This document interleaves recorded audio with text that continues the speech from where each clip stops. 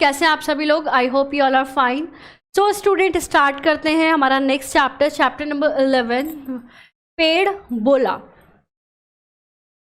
मैं एक पेड़ था, मुझे वृक्ष, तरु और पादप भी कहते थे।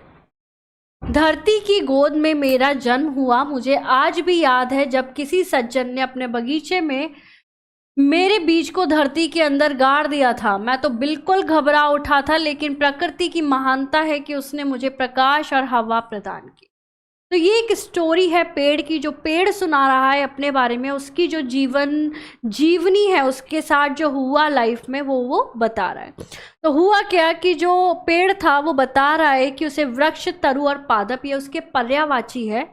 ये भी कहते हैं धरती की गोद में उसका जन्म हुआ। एक सज्जन इंसान ने उसके बीज को धरती में बोआ।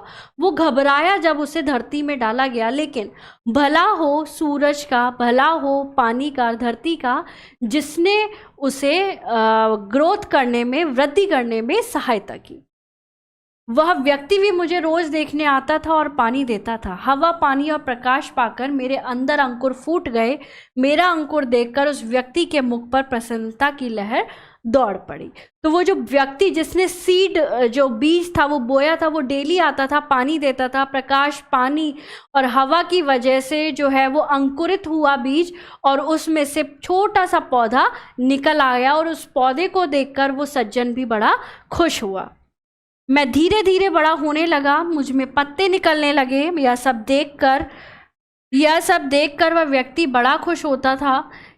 उस व्यक्ति के बच्चे बड़े ही नटखट व शरारती थे। उसकी बोली और चंचलता मुझे अच्छी लगती थी, लेकिन कभी कभी वे मेरे पत्ते तोड़ लेते थे तो मुझे बड़ा दर्द होता था, लेकिन मैं कुछ कह नहीं पाता।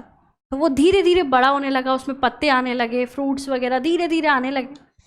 तो वो कहता था कि वो जो व्यक्ति है वो तो बड़ा अच्छा था। उसके 2 शरारती बच्चे भी थे, वो भी बड़े प्यारे थे, चहकते थे, बोलते थे, खेलते थे, अच्छे लगते थे, लेकिन कभी कभी उसके पत्ते तोड़ते थे तो उसे बड़ा दर्द होता था, क्योंकि वो बोल नहीं पाता है, तो इसलिए वो कुछ कह नहीं पाता था, लेकिन उसे बहुत दर्द होता था। अब मुझ में फूल और फल निकलने लगे। मेरे फल को सब बड़े ही चाव से खाते हैं। फल और हवा के अतिरिक्त मैं उन्हें एक ऐसी चीज़ भी प्रदान करता हूँ जो वो देख नहीं पाते, वह चीज़ है ऑक्सीजन।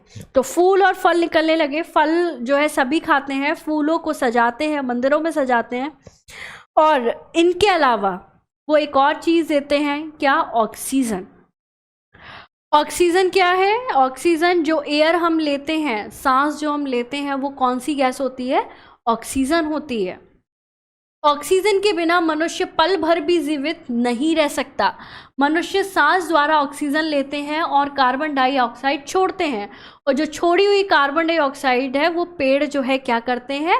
ले लेते हैं। कार्बन डाइऑक्साइड एक विषैली गैस है जो वातावरण को अशुद्ध बनाती है। मैं उस कार्बन डाइऑक्साइड को अपने अंदर ग्रहण कर लेता था और वातावरण को शुद्ध बनाए रखने में मदद करता था। एक दिन की बात है, एक आदमी कुल्हाड़ी लेकर आया। तो अब क्या हुआ? पेड़ बड़ा हो गया, फल वगैरह सब आने लगे।